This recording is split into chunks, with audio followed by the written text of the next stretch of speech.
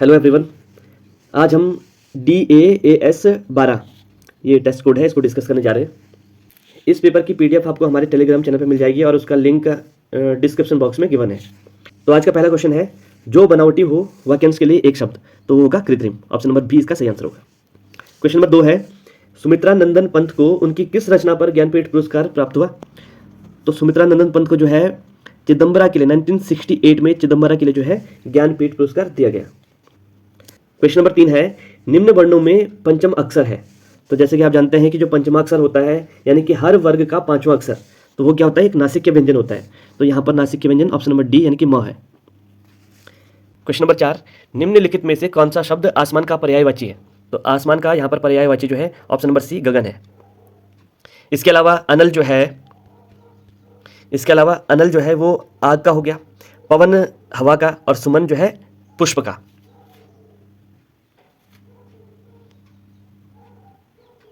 Question number 5, बर्बाद हो जाने पर भी अहंकार बना रहना, इसके लिए सटीक जो लोकोक्ति है वो क्या है?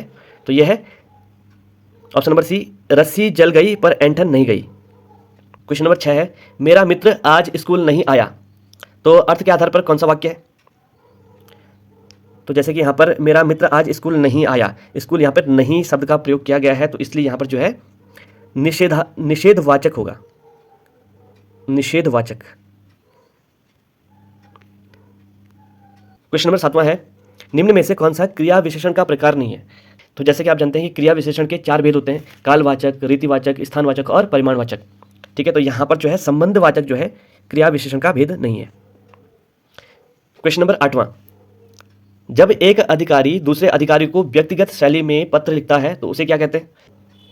जब अधिकारी स्तर पर जो पत्र है वो व्यक्तिगत शैली में लिखा जाए तो उसे जो है अर्ध सरकारी पत्र कहते हैं। ऑप्शन नंबर बी इसका सही आंसर होगा।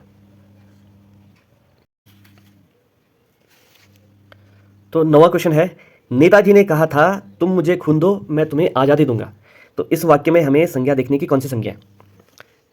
संज्ञा यहाँ पर नेताजी जो है वो संज्ञा है। मूल तौर पर नेताजी जो शब्द है वो एक जातिवाचक संज्ञा है, लेकिन यहाँ पर नेताजी जो है सुभाष चंद्र बोस के लिए एक पर्टिकुलर किसी एक व्यक्ति के लिए उपयोग किया जा रहा है, इसलिए यहाँ पर जो है जातिवाचक ना होकर यहाँ पर एक व्यक्तिवाचक संज्ञा होगा। तो इसका आंसर हो जाएगा व्यक्तिवाचक संज्ञा, ऑप्शन नंबर सी। तो 10वां क्वेश्चन है, कारतूस किस भाषा का शब्द है? तो जो कारतूस शब्द है वो एक फ्रांसीसी भाषा का शब्द है। ऑप्शन नंबर ए इसका सही आंसर है। क्वेश्चन नंबर 11, हिंदी में वचन कितने प्रकार के होते हैं? तो हिंदी में जो वचन है वो 2 प्रकार के होते हैं, एक वचन और बहुवचन।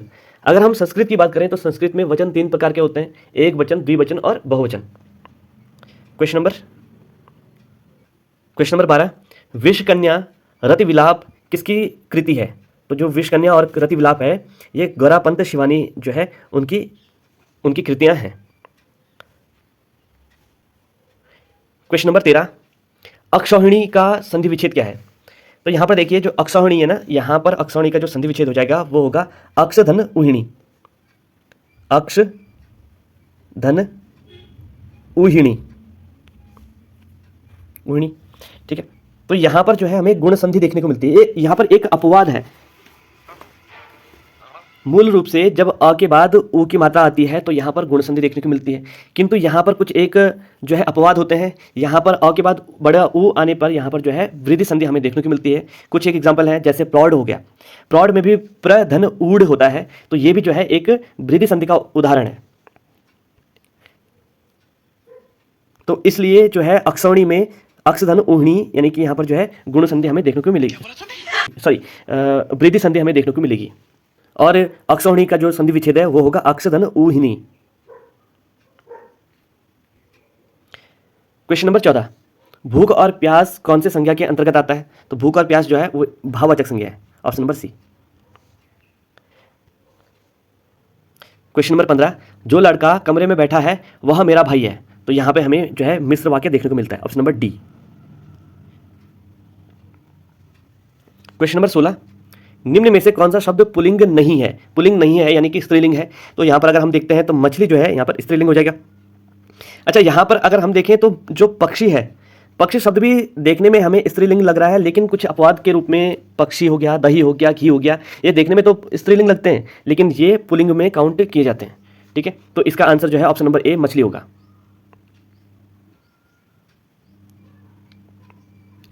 17वां क्वेश्चन है, सजावट शब्द में प्रयुक्त प्रत्यय क्या है? तो सजावट में जो प्रत्यय है वो है आवट, ऑप्शन नंबर सी।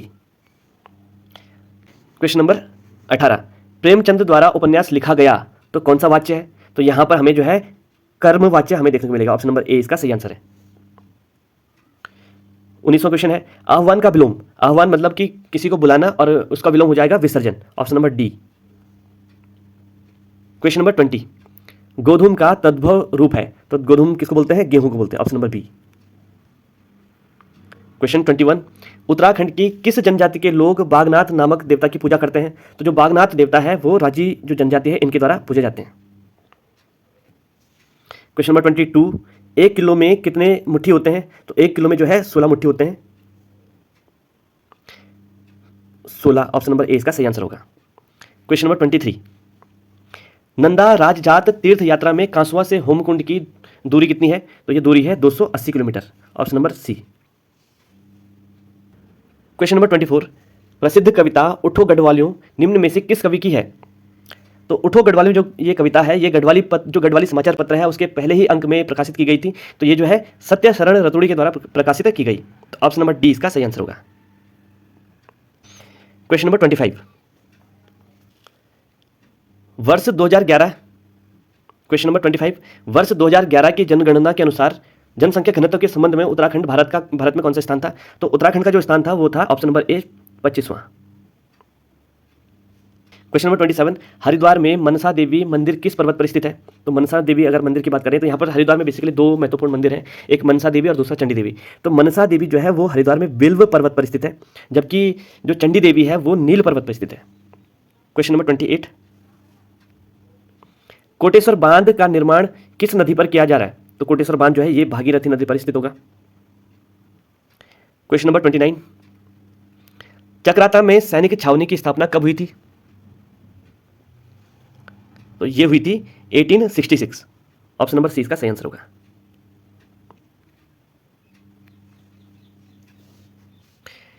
तीसरा क्वेश्चन है, देहरादून जनपद में स्थित प्राचीन 4 सिद्धपीठों में सम्मिलित नहीं है। तो जैसे कि आप जानते हैं कि देहरादून में 4 सिद्धपीठ हैं, लक्ष्मण सिद्ध, कालू सिद्ध, माणक सिद्ध और मांडू सिद्ध। तो यहां पर जो है भैरव सिद्ध इसका आंसर नहीं होगा, ऑप्शन नंबर ए जो है सम्मिलित नहीं है। क्वेश्चन नंबर 31, मौलाराम के वंश का सही क्रम कौन सा है?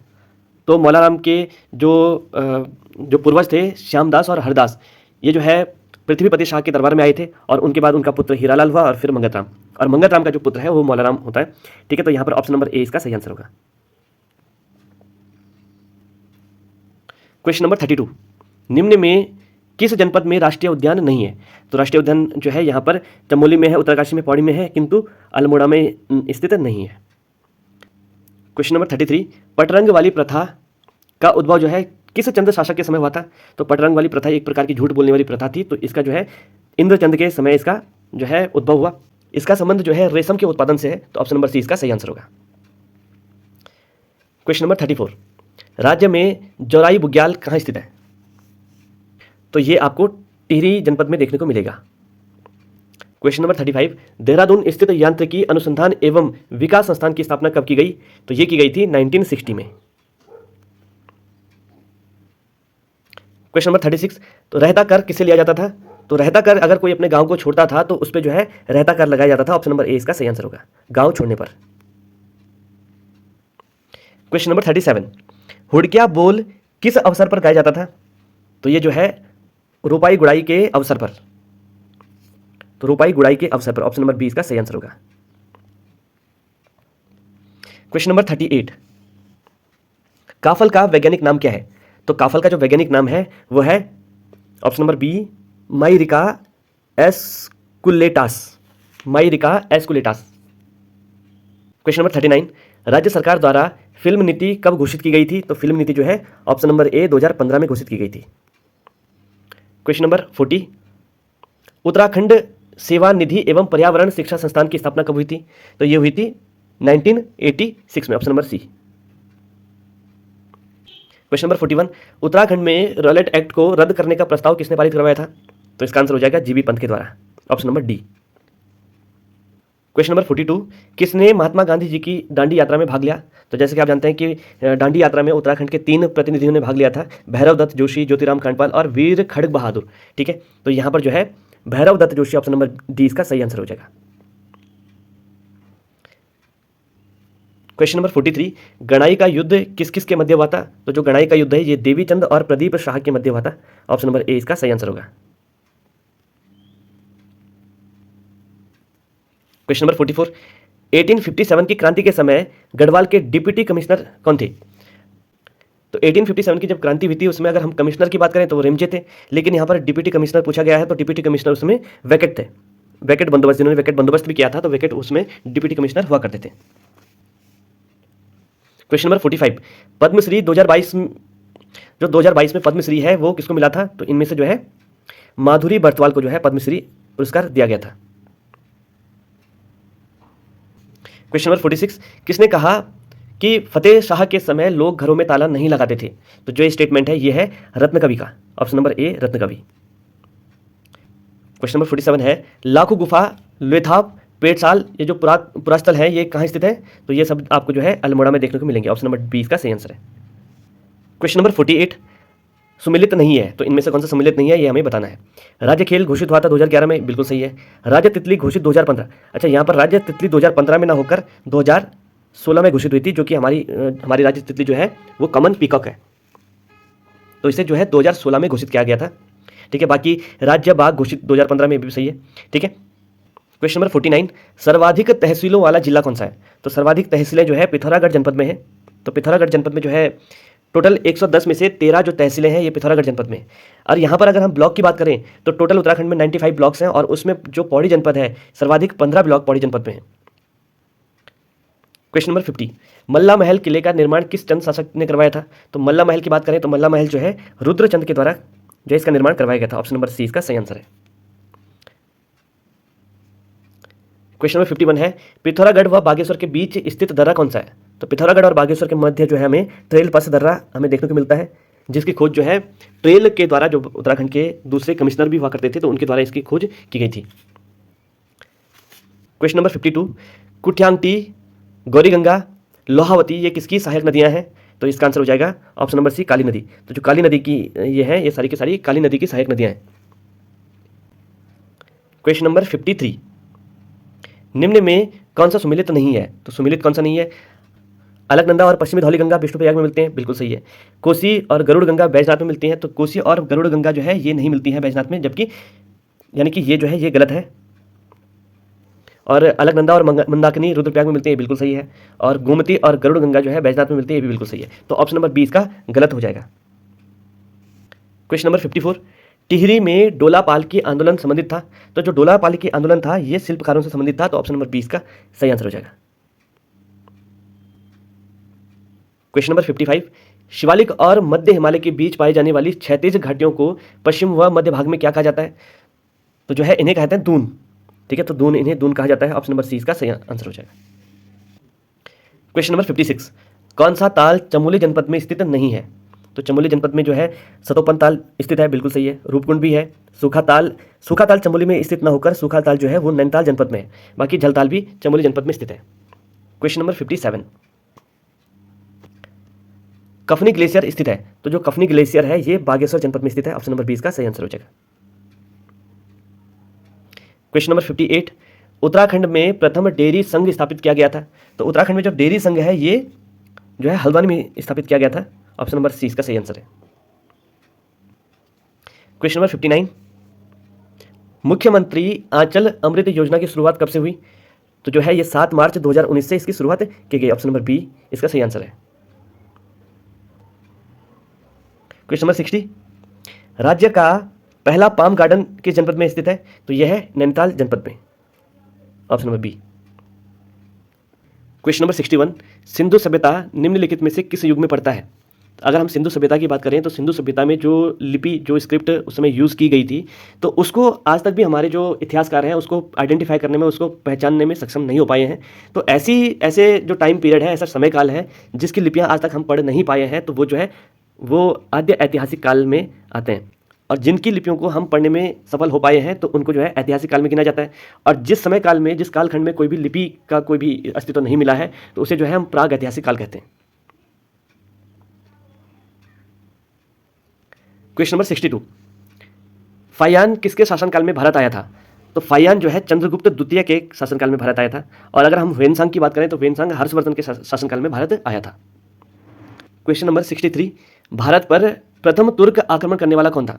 तो अगर हम तुर्क आक्रमण की बात करें तो भारत में पहला जो तुर्क आक्रमण किया गया था यह महमूद गजनवी के द्वारा किया गया था। और अगर हम मोहम्मद बिन कासिम की बात करें तो मोहम्मद बिन कासिम जो है वो एक अरब आक्रांता था। ठीक है, तो यहाँ पर तुर्कों की बात की गई है तो मोहम्मद गजनवी इसका सही आंसर होगा। क्वेश्चन नंबर 64, निम्न में से किस शासक का काल संगमरमर का काल कहलाता है? तो संगमरमर का उपयोग जो है शाहजहां के द्वारा बहुत बड़े लेवल पर, बड़े स्तर पर किया गया था, जैसे कि ताजमहल को भी संगमरमर से जो है बनाया गया था। क्वेश्चन नंबर 65, अंग्रेजों द्वारा रैयतवाड़ी बंदोबस्त लागू किया गया था। अगर हम रैयतवाड़ी बंदोबस्त की बात करें तो यह सर्वप्रथम 1820 में थॉमस मुनरो ने जो है मद्रास प्रेसिडेंसी में लागू किया था। और उसके अलावा जो है ये बॉम्बे प्रेसिडेंसी में भी लागू हुआ था। तो ऑप्शन नंबर डी इसका सही आंसर हो जाएगा। क्वेश्चन नंबर 66, कांग्रेस ने भारत छोड़ो आंदोलन का प्रस्ताव किस वर्ष पारित किया? तो ये किया गया था 1942 में। ऑप्शन नंबर सी इसका सही आंसर है। क्वेश्चन नंबर 67, किस अधिनियम की प्रमुख विशेषता प्रांतीय स्वायत्तता थी? तो जो है प्रांतीय स्वायत्तता जो है 1935 के जो भारत शासन अधिनियम 1935 था, तो इसकी प्रमुख विशेषता थी प्रांतीय स्वायत्तता। क्वेश्चन नंबर 68, विधि के समक्ष समता कहाँ से लिया गया? तो विधि के समक्ष समता जो है ये हमने हमारे संविधान में इंग्लैंड के संविधान से प्रेरित है। तो ऑप्शन नंबर ए इसका सही आंसर है। क्वेश्चन नंबर 69, भारतीय संविधान के किस अनुच्छेद में निर्वाचन आयोग के लिए प्रावधान है? तो अगर हम निर्वाचन आयोग की बात करें तो निर्वाचन आयोग यानी कि चुनाव आयोग का जो उल्लेख है ये हमारे अनुच्छेद 324 में इसके बारे में बात की गई है। तो ऑप्शन नंबर सी इसका सही आंसर होगा। क्वेश्चन नंबर 70, निम्नलिखित में से किस समिति ने मौलिक कर्तव्यों को शामिल करने की अनुशंसा की थी? तो इसका आंसर हो जाएगा जो 42वां संविधान संशोधन है उसकी जो रिपोर्ट है वो स्वर्ण सिंह समिति के द्वारा बनाई गई थी। तो ऑप्शन नंबर डी इसका सही आंसर हो जाएगा। क्वेश्चन नंबर 71, भारत के उपराष्ट्रपति का निर्वाचन होता है। तो उपराष्ट्रपति को जो है संसद के दोनों सदन लोकसभा और राज्यसभा के जितने भी सदस्य हैं उनके द्वारा जो है इनको चुना जाता है। तो ऑप्शन नंबर ए इसका सही आंसर है। क्वेश्चन नंबर 72, अविश्वास प्रस्ताव के कारण सर्वप्रथम किस प्रधानमंत्री को अपने पद से त्यागपत्र देना पड़ा था? ठीक है, तो ये जो है सबसे पहले जो अविश्वास प्रस्ताव पारित हुआ था वो मोरारजी देसाई के खिलाफ पारित हुआ था। ऑप्शन नंबर सी इसका सही आंसर है। क्वेश्चन नंबर 73, मुख्यतः गरीबी उन्मूलन हेतु निम्नलिखित में से किस प्रधानमंत्री ने मूल रूप से 20 सूत्रीय कार्यक्रम प्रारंभ किया था? तो ये किया था इंदिरा गांधी ने। Option number D. Question number 74, 2011 की जनगणना के अनुसार सर्वाधिक कुल शहरी जनसंख्या वाला राज्य कौन सा होगा? तो ये हो जाएगा महाराष्ट्र। ऑप्शन नंबर 20 का सही आंसर है। क्वेश्चन नंबर 75, लगातार बढ़ती कीमतों की प्रक्रिया होती है तो यानी कि जब रेट हाई हो जाते हैं तो इसे कहते हैं इन्फ्लेशन यानी कि मुद्रास्फीति। ऑप्शन नंबर सी इसका सही आंसर है। क्वेश्चन नंबर 76, भारतीय स्टेट बैंक की स्थापना किस वर्ष हुई थी? तो भारतीय स्टेट बैंक जो है 1 जुलाई 1955, तो 1 जुलाई 1955 को इसकी स्थापना हुई थी। क्वेश्चन नंबर 77, भारत का केंद्रीय मुद्रा जारी करने वाला बैंक है। तो भारत की जो मुद्रा है वो जो है रिजर्व बैंक के बैंक ऑफ इंडिया यानी भारतीय रिजर्व बैंक के द्वारा जो है जारी किया जाता है। क्वेश्चन नंबर 78, स्टैगफ्लेशन की स्थिति है। तो स्टैगफ्लेशन की स्थिति जो है गतिरोध और मुद्रास्फीति। ऑप्शन नंबर सी इसका सही आंसर हो जाएगा। क्वेश्चन नंबर 79, मिश्रित अर्थव्यवस्था का क्या अभिप्राय है?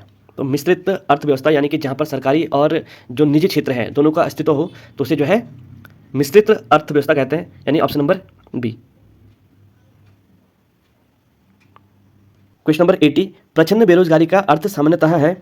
प्रच्छन्न बेरोजगारी यानी कि डिस्गाइज्ड अनएम्प्लॉयमेंट, यानी कि जहां पर 2 लोगों के काम करने की आवश्यकता है वहां पर अगर अननेसेसरली जो है 5 लोग काम कर रहे हैं तो यहाँ पर जो 3 लोग हैं, जो बाकी बचे हुए 3 लोग हैं वो अनएम्प्लॉयड है। हमें पता नहीं चल पा रहा है यहाँ पर कि बेरोजगार कौन है, लेकिन कहीं ना कहीं वास्तविक रूप से 3 लोग जो है यहाँ पर बेरोजगार है। तो यहाँ पर अगर हम ऑप्शन में देखेंगे तो इसका सही आंसर हो जाएगा ऑप्शन नंबर सी, श्रम की सीमांत उत्पादकता शून्य है। इसका यानी कि जो 2 लोग हैं वो तो रोजगार, उनके पास रोजगार है, जो यहाँ पर बाकी बचे हुए उन 2 लोगों के अलावा जो बाकी बचे हुए 3 लोग हैं वो कहीं ना कहीं बेरोजगार है, यानी कि उनकी जो है सीमांत उत्पादकता शून्य है। तो इसलिए ऑप्शन नंबर सी इसका सही आंसर होगा।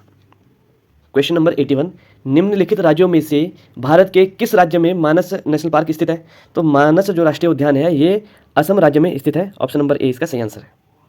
क्वेश्चन नंबर 82, भारत में सबसे अधिक उपजाऊ मृदा कौन सी है? तो सबसे अधिक उपजाऊ की बात करें तो ये जो है जलोढ़ मृदा यानी कि अलुवियल सॉइल, इसका सही आंसर हो जाएगा। क्वेश्चन नंबर 83, भारत में नहर द्वारा सिंचाई में कौन सा राज्य अग्रणीय है? तो ये जो है पंजाब राज्य इसका सही आंसर है। क्वेश्चन नंबर 84, भारत में हरित क्रांति का जनक किसे माना जाता है? तो हरित क्रांति का जनक जो है डॉक्टर MS स्वामीनाथन को माना जाता है। ऑप्शन नंबर ए इसका सही आंसर है। अगर हम विश्व में हरित क्रांति का जनक की बात करें तो ये हो जाते हैं Norman Borlaug. Question number 85, Bharat का कौन सा राज्य सौर ऊर्जा उत्पादन में अग्रणी है? तो सौर उत्पादन की बात करें तो ये जो है ऑप्शन नंबर डी राजस्थान हो जाएगा। क्वेश्चन नंबर 86, भारत में प्रथम रेलवे लाइन किसके शासनकाल में बिछाई गई थी? तो भारत में जो है सर्वप्रथम रेलवे जो है लॉर्ड डलहौजी के शासनकाल में जो है यहाँ पर स्थापित हुई थी। ऑप्शन नंबर सी इसका सही आंसर है। क्वेश्चन नंबर 87, रामसर समझौता कब हुआ था? तो ये हुआ था 1971 में। क्वेश्चन नंबर 88, जल प्रदूषण अधिनियम कब बना? तो ये बना था 1974 में। क्वेश्चन नंबर 89, कीबोर्ड किस प्रकार का साधन है? तो कीबोर्ड जो है वो एक इनपुट डिवाइस है। ऑप्शन नंबर 20 का सही आंसर हो जाएगा। क्वेश्चन नंबर 90, मेमोरी की भंडारण क्षमता किस में नापी जाती है? तो मेमोरी जो है ये बाइट, किलोबाइट, मेगाबाइट, यानी कि इन सभी में ऑप्शन नंबर डी का सही आंसर हो जाएगा। क्वेश्चन नंबर 91, तो यहाँ पर राइट जो है राइट को कोड किया गया है VQHSD, उसी तरीके से माइट को कोड किया जाएगा। तो यहाँ पर देखो W से पहले आता है V और R से पहले आता है Q, तो यहाँ पर हर जो लेटर है उसमें एक माइनस किया गया है। तो इसी तरीके से माइट में भी क्या करेंगे, हम हर लेटर में एक एक माइनस करेंगे। तो इसका सही आंसर आ जाएगा ऑप्शन नंबर ए। क्वेश्चन नंबर 92, तो जो ये फिगर दिया हुआ है हमें यहाँ पर ट्रायंगल यानी त्रिभुजों की संख्या देखनी है। तो इसके लिए हम यहाँ पर काउंट करेंगे 1 2 3 4 5 6 7 और 8। इस प्रकार का अगर कोई फिगर हो तो उसमें जो टोटल कितना हुआ 8, इस 8 को हमने गुणा करना है 2 से। अगर यहाँ पर 6 होता तो 6 को गुणा करते 2 से, लेकिन यहाँ पर 8 है तो 8 को हम गुणा करेंगे 2 से, 8 दूना 16। तो ऑप्शन नंबर सी इसका सही आंसर हो जाएगा। क्वेश्चन नंबर 93, पवन को दर्पण में 4:16 का समय दिख रहा है, तो एक्चुअल टाइम क्या होगा? तो इस प्रकार जब दर्पण प्रतिबिंब में हमें किसी समय को निकालना होता है तो उसके लिए हमें 11:60 से 11:60 में से 4:16 को माइनस करेंगे। ठीक है, तो हमारा आंसर आ जाएगा 7:44। इसको माइनस करेंगे हम तो यह आ जाएगा 7:44। ठीक है, तो इसका आंसर ऑप्शन नंबर डी हो जाएगा। Option number D 7:44। Question number 94, यदि आज बुधवार है तो 23 दिन बाद कौन सा दिन होगा? तो यहाँ पर हमें 23 में 7 से भाग देना है। 23 में अगर हम 7 से भाग देते हैं तो 2 शेष बचता है, 7 या 21 और 2 23, 2 शेष बचता है। तो हमें क्या करना है, जो बुधवार है इसमें 2 ऐड कर देना है। बुधवार में 2 ऐड करेंगे, बृहस्पति और शुक्र, यानी शुक्रवार इसका सही आंसर हो जाएगा। Option number B Friday. Question number 95, एक पंक्ति में 50 पेड़ बराबर दूरी पर लगाए गए हैं। पहले और 31वें पेड़ के बीच की जो दूरी है वो 60 मीटर है, यानी कि 31 में से 1 को माइनस करेंगे तो ये हुआ 30, यानी 30 पेड़ों की जो दूरी है वो हो जाएगा 60 मीटर। इसलिए एक पेड़ की जो दूरी आ जाएगी वो हो जाएगी 2 मीटर। ठीक है, तो इसी तरीके से यहाँ पर क्वेश्चन पूछा गया है, तो तीसरे और 20वें पेड़ की दूरी ज्ञात कीजिए। तो तीसरे और 20वें, यानी कि 20 में से अगर हम 3 माइनस करते हैं ये हुआ 17।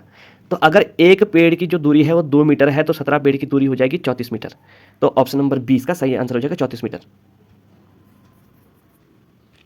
ऑप्शन नंबर बी 34 मीटर इसका सही आंसर है। क्वेश्चन नंबर 96, तो यहाँ पे हमें 5 वर्ड दिए हैं, तो हमें इनको जो है अंग्रेजी जो डिक्शनरी है उसके ऑर्डर में हमें इनको लगाना है। तो यहाँ पर हमारा जो आंसर हो जाएगा, तो सबसे पहले जो है सबसे पहले यहाँ पर रोड आएगा, रोड के बाद रोलर आएगा। ठीक है, तो हमें जो आंसर मिलता है वो मिलता है option number D. Option number D इसका सही आंसर होगा। क्वेश्चन नंबर 97, तो क्वेश्चन नंबर 97 है कि मोहन दक्षिण की ओर 25 मीटर चलकर दाएं ओर मुड़ गया, फिर 15 मीटर चलकर बाएं ओर मुड़ गया तथा 25 मीटर गया। अब वह शुरू में चलने के स्थान से, यानी कि यहाँ से जो है वो किस डायरेक्शन में है? तो ये जो दिशा है ये हो जाएगी साउथ वेस्ट, यानी कि दक्षिण पश्चिम। तो ऑप्शन नंबर 20 का सही आंसर हो जाएगा। क्वेश्चन नंबर 98, दिए गए विकल्पों में से विषम शब्द छांटिए। तो विषम जो अंक है हमें वो छांटना है। अच्छा, यहाँ पर विषम का अर्थ है भिन्न, जो बाकी तीनों से किसी न किसी रूप में भिन्न हो, हमें वो छांटना है। तो यहाँ पर 17 हो गया, 19 हो गया और 13 हो गया। ये तीनों की तीनों अभाज्य संख्याएं हैं, यानी कि प्राइम नंबर्स हैं, जबकि 21 जो है एक भाज्य संख्या है। तो इसलिए हमारा जो है ऑप्शन नंबर डी सही आंसर होगा। क्वेश्चन नंबर 99 है, एक कक्षा में ए का स्थान ऊपर से 33वां और बी का स्थान जो है नीचे से 24वां है, तो कुल कितने छात्र हैं? तो यहाँ पर हमें जो है ऑप्शन नंबर डी का सही आंसर होगा डाटा इनएडिक्वेट, यानी कि जो यहाँ पर डेटा दिया हुआ है ये पर्याप्त नहीं है इस आंसर को निकालने के लिए। ठीक है, तो इसलिए यहाँ पर ऑप्शन नंबर डी, यानी कि हम इसका आंसर नहीं निकाल सकते। तो आज का 100वां क्वेश्चन है तो यहाँ पर हमें एक सीरीज़ दी हुई है, हमें ये बताना है कि जो क्वेश्चन मार्क है यहाँ पर क्या आना चाहिए। अगर हम यहाँ पर देखते हैं तो हमें हमें मिलता है कि हर नंबर को डबल करके उसमें 3 जोड़ेंगे तो हमें नेक्स्ट नंबर मिलेगा। यानी 5 को दोगुना करके 3 जोड़ेंगे तो 13 मिलेगा। 5 दूना 10 और 3 13, 13 दूना 26 और 3 29, 29 दूना 58 और 3 61, 61 दूना 122 और 3 125 और 125 दूना 250 और 3 253, यानी कि यहाँ पर 253 आना चाहिए। तो इसका हो जाएगा ऑप्शन नंबर 20 का सही आंसर हो जाएगा। तो ये थे आज के 100 questions. Thank you. Bye bye, टाटा, गुड बाय, गया।